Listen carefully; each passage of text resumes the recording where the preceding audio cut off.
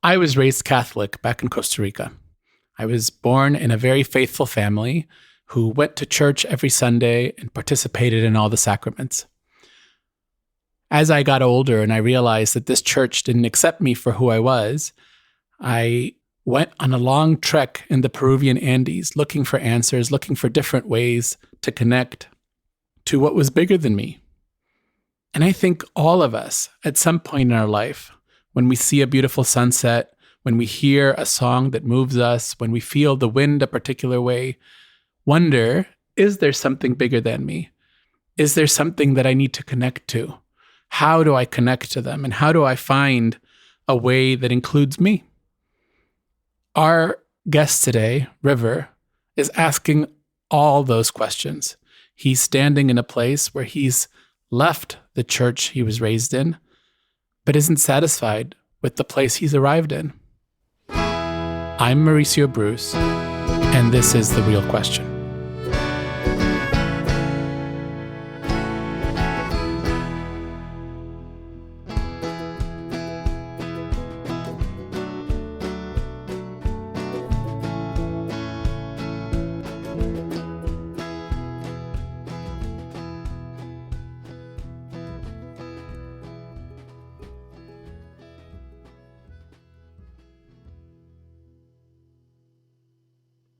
Hi, River. How are you?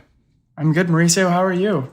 It's good to be here. I'm really good. It's really great to have you here. If you've been listening to the show, you know that before we talk about anything, I'm going to ask you a question. And that question is, if you could tell me anything about yourself, what would you tell me? Yeah. I've always had a lot of imagination, and I am currently putting that towards a fantasy novel. So that's a really fun venture, and it's one of the largest projects I've ever put my time towards, and I'm learning a lot about myself and artistry through it. So it's exciting. That's exciting and really fun. Thank you for sharing that. I don't want any spoilers, but I'm just curious, what's the story about? Can you give us just a hint? Yeah. The basic plot line is that there's this precocious, self-assured girl who her mother has been missing her entire life, and all that she's known is this search, right? So it's a portal fantasy. So she will go into a magical world, and there will be adventure and conflict and resolution that makes sense to the story. Amazing. And maybe she'll find her mother. Maybe not. Yeah, maybe not. Or maybe she'll find something better. Who knows? Better. Oh, bigger. Yeah, larger. Who knows? A giant mother. Yes, a massive mother. Yes. So you are on our show and you have a question for me, and I'd love to know what the question is. Yeah, I do have a question. It's something that I've been thinking about for a really long time. And the question is, should I quit being an atheist? Should I quit being an atheist? Okay.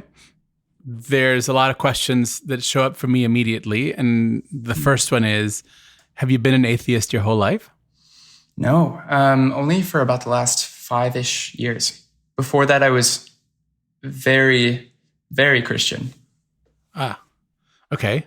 So about 5 years ago, you quit being a Christian, became an atheist, and now you're wondering if you should quit being an atheist and explore something new, or go back to being a Christian, or what are you thinking?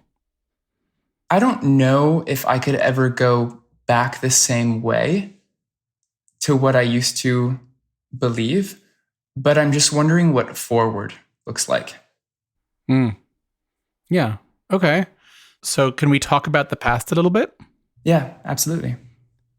Tell me what it was like being a Christian. Yeah.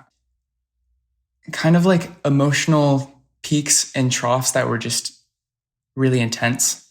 It was sort of like the best of times and the worst of times. It was a lot of singing, being in community, and feeling this undeniable sense of purpose in life. And I've always just been really fascinated with theology. So it was just sort of a place to pour myself into. and explore. And then in that exploring, it's kind of came apart a little bit for me. And then I realized I could explore elsewhere. There was some like self-loathing and a lot of confusion, but overall it was a just intense experience. Thank you. You sort of hinted there at, during your exploration, discovering other things. Is this what prompted you to move away from Christianity? Kind of. So I didn't leave Christianity because I was looking for something else or found something else that intrigued me more. It's just that the deeper I looked into Christianity, the less that it made sense to me. Yeah. And so I just got to a place where I could no longer honestly hold it. Yeah. And live the life that I felt was right. Yeah. Yeah. Thank you for sharing that, River. And so that was 5 years ago. Yes. That you made a decision to become an atheist. How has being an atheist been? For the freedom of it, amazing. Like I can ask anything, explore anything, experiment with anything, and it's been a very non-judgmental way to live, just like within myself, right? The hard part is that there's a massive social cost, especially where I'm from in West Michigan. If you're not wearing a cross necklace, you're sort of like, might look at you twice or like be a little suspicious or something or have their guard up. So there's a social cost, but the trade-off is the exploration and the freedom. So these 5 years have been years of exploration, years of freedom. I like what you said. I could ask anything. It was a space of experimentation, and it was a space that was non-judgmental. Yes. There's a word that you said when you were talking about the before times, where you said there was some self-loathing. Yeah. Is this non-judgmental and this freedom, does it have anything to do with that self-loathing? Absolutely. When I was a Christian, my experience of trying to like discern what God wanted for me in my life, it often just felt like it was a moving target, and it felt like I was never quite there or never quite good enough, or maybe I would be living how I thought was right, but then Christians around me wouldn't think that it was right. So it just felt like the target was moving, and I never knew what I was supposed to do despite researching it endlessly. Yeah. Yeah, like I could never be good enough. I could never do enough. I could never be enough, no matter how hard I tried, no matter what I did. Yeah. And so I'm curious, when you say, should I quit being an atheist? What is driving that forward? What is driving you to look away from this freedom and this non-judgmental place that you found? And what are you looking for? It's a feeling. I just kind of crave the Christian tradition, and I never thought I would feel that again. And so now I'm just trying to be honest about it and figure out what that could look like and what that means, what the implications of it are, or even if it's something that I want. Yeah. So tell me what you're craving.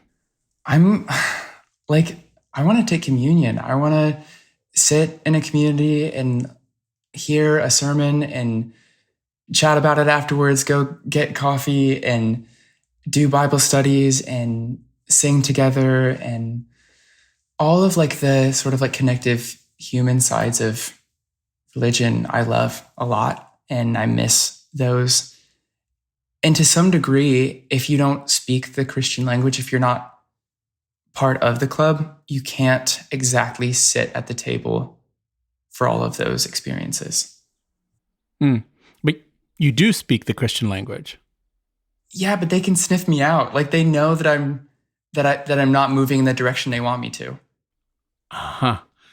This is really interesting. So I hear that you're craving connection, right? Yeah. You said, I want to sit together and listen to a sermon and then go get coffee afterwards and talk about it. And I want to be able to do Bible study together with my friends. There's a community and a connection there that you're craving. That's pretty clear. Tell me about this. You just said something that in my mind is a little problematic, but I want to explore it more.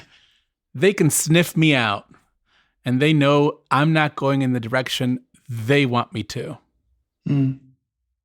I've already noticed it even a little bit as I'm being honest with the Michigan community I'm moving back into. But if I express that I'm interested in church, there's like this like instant hope in people's eyes that like I'm going to set aside my old ways and I'm on a path that leads me to being like them or to affirming what they think is right. And I want to be like, whoa, I just enjoy it. I still am me, and I want to enjoy all the freedoms that I've found and the ability to express life and explore life. But I just also want to reintegrate that experience if possible, or certain parts of it. There's a word that keeps showing up for me, River, which is disappointment. And I wonder, when you say these people are going to be really excited that I'm coming back, do you feel, or has it felt in the past that you've disappointed them? Not the people that I'm directly in community with now, but across the board, the Christian community that I left, the ones who have like still been kind to me despite like very different worldviews. A lot of those people I have. It feels really conceited to say, but when I was a Christian, I knew how to do it really well. I knew what people wanted from me in a lot of ways. I knew how to perform the role. And when I started exploring, it burned a lot of bridges. And so now as you go back, I'm curious, is this about fitting in, River, and about being welcome and being again sort of part of the club? Or is it about your own questions about God? It's not necessarily about fitting in, because I have found people who accept me for me and who are unthreatened by my curiosity and the way I see life. I do know that if I were to fit in and meet certain things, I know that there would be benefits if I were to blend in and kind of be the person the Christian that people want me to be. And then you said something about God. And I know my question is about if I should quit being an atheist, but I'm realizing God is not what interests me about Christianity. And he's not really a question that I feel I need to answer. I don't think any two people have ever agreed what God means. So to me, it's like an unanswerable question. And so I'm at peace with it just being mysterious. Yeah. And so you're looking for this community that you think doesn't necessarily need to give you that. Mm. You said something just now, there's benefits to blending in. So are you just looking for the benefits?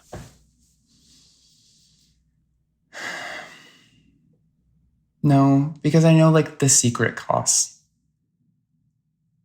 And I know that you might have outward social benefit and community, but there is a loss of like self and autonomy. So River, as we have this conversation, what's starting to come forward for me, there's a question that I don't think I've asked and I want to understand is, what are the parts of River that would be lost? What would have to be sacrificed in order for you to belong or go back into that community? My gut reaction is that I would just have to be a more compartmentalized and private version of myself. That like there would be areas where I could still be who I am, but I would almost just have to be like professional about myself when I'm seeking community, and that doesn't feel right. Wait, so let's articulate that even more. When you say I have to be professional, what does that mean? What are you putting away that they can't see? Yeah, I guess so to be very direct, I'm part of the queer community, and for the Christianity where I grew up, it's really hard to square those things. And a lot of people, they want you to be happy and like be yourself, but to some degree, like they're not comfortable with like a full version. And then when you're in a space and you can tell people are uncomfortable with you just being who you are, and you just get self-conscious and you're not sure like which fights to pick or how to keep your own peace. Yeah. So there's this part of you which will never be accepted in this community. Well, I don't want to say never, but right now isn't accepted in this community. Correct. Right. And so you're saying, I want to participate. There's so many benefits to playing the role. But in order to participate, I need to take this part of myself and put it away, not show it, quote, be professional. Yeah. And I'm just going to ask, that's something you're willing to do right now? I think I'm willing to toe the line and reflect on, are there ways that I can engage that don't have to be self-sacrificing? Are there avenues that I can explore that can be genuine and also allow me to be me? It maybe just requires more strategy. So there are so many like subcultures and pockets of various Christian circles. You could go to church with a bunch of people who the Sunday sermon is going to, have a certain theology, but then you all go out to grab a beer and everyone thinks differently. So you could be yourself in that group, but you might not fully be yourself at the church. So there's like pockets and inner realms, even within the Christian spheres that I'm surrounded by. You called it a portal fantasy? Yeah. Yeah. There's a theme. Yeah. So before we move on, I just want to ask, because it seems so important for you to be a part of this community, and you talked about communion as a really important ritual or sacrament, something that you really want to take part in. Mm-hmm. And I just want to explore, what does communion mean for you? What is it that you're looking for, that you're desiring? Yeah, great question.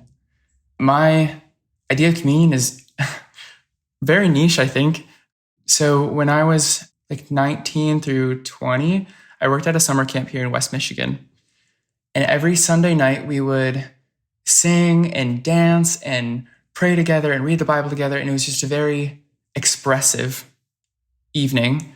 And then we would sit in contemplation while soft music plays, and the camp director would hold a loaf of bread and someone else would hold the chalice of grape juice or something, right? And it was just this contemplative process of, when you're ready, when you have accepted your place in this community for this week, and know that you're not better than anyone and they're not better than you, and all the conflict from last week we're going to leave behind as we step into this following week. When you've done that, come up, take the bread, take the wine, and have the sacrament. And so that's what I miss. That's the communion that I miss. And I have not found that specific experience anywhere else. Yeah. It sounds like a very particular experience of communion. There's singing, there's dancing, there's reading, there's praying, there's expressing, there's contemplation. And when you're ready to say, nobody is better than you and you're not better than anybody, come on up.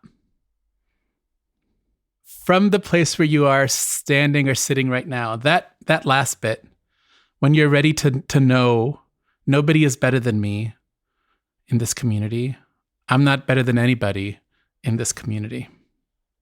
Is that possible? For me to come to that conclusion? I think you can come to that conclusion, but can you feel that the community is going to commune with you in that same way? Maybe it's not my business. I can hold that within myself, that I'm not better than anyone else and they're not better than me. And I can show up and I can eat the bread and take the wine and feel good about it. And if problems arise, that is community, but to some degree, it's not my problem. There used to be a teacher of mine that would say there's 3 types of business in the world. There's my business, there's other people's business, and there's God's business. And you just... Yeah. Yeah. What the other Christians think of me is none of my business, I guess. At the ripe age of 26, I may be able to walk into that sphere and just know that it doesn't impact me. And I don't have to like pick up the drama, so to speak. Yeah, and I hear you. You hold a lot of power and you walk with a lot of power, and I can feel that in you. But I'm wondering if you understand communion as this coming together, understanding with humility, I'm not better than anyone. Nobody's better than me. I want to sing. I want to dance. I want to express. I want to contemplate. Do you need to be part of a community that doesn't like you in order to be a part of that ritual? Wow. Really juicy question, honestly. My gut says no, but the curiosity says, is it somewhere out there? Can I find a community that does like me for who I am, is not threatened by questions, is engaging in sacrament and other connective aspects of religion? If it's out there, where is it? Like, yeah, I don't want to be a part of a community that doesn't like me.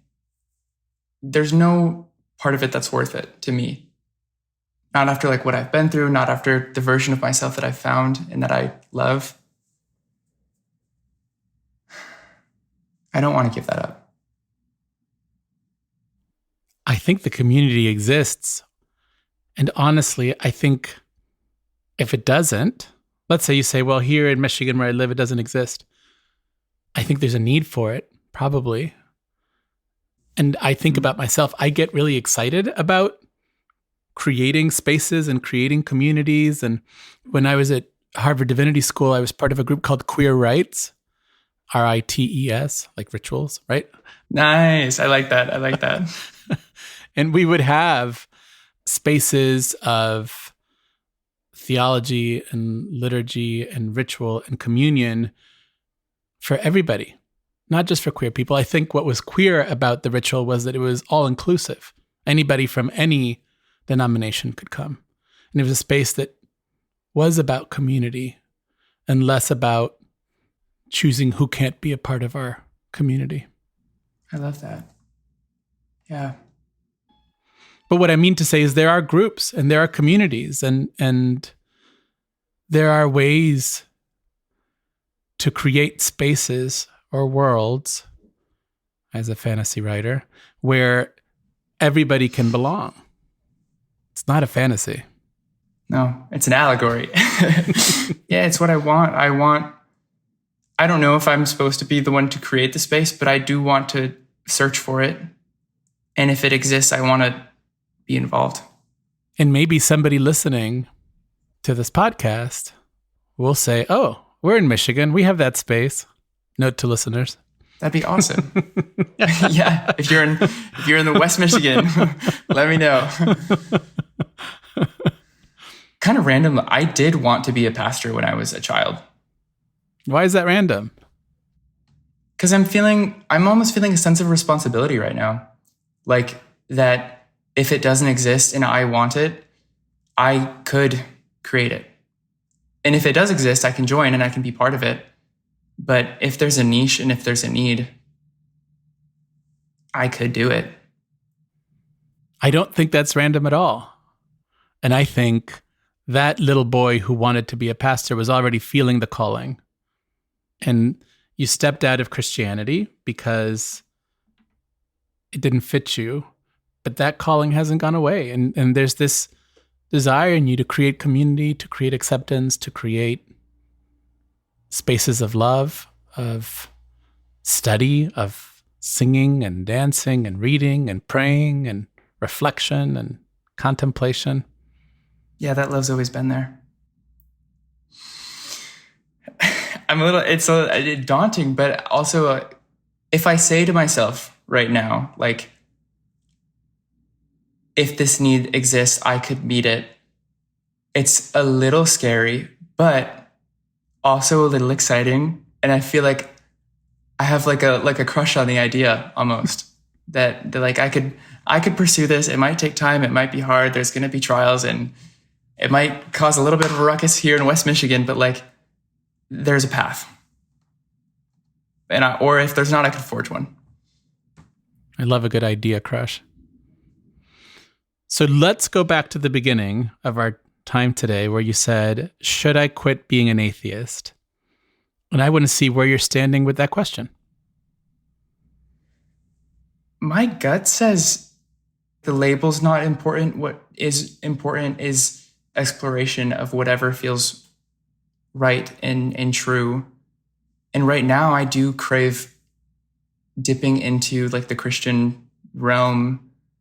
Yeah, and in a way, if I can add this, when you left Christianity to become an atheist, I feel like the label of atheist was like a protection.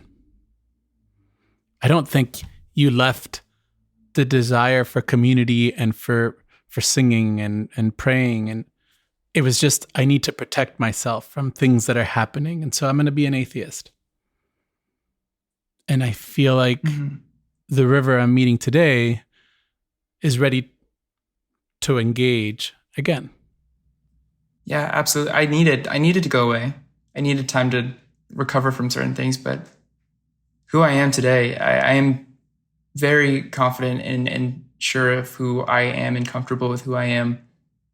And I also know that it's okay to just want to enjoy aspects of Christianity and explore and possibly create avenues for other people to experience that too.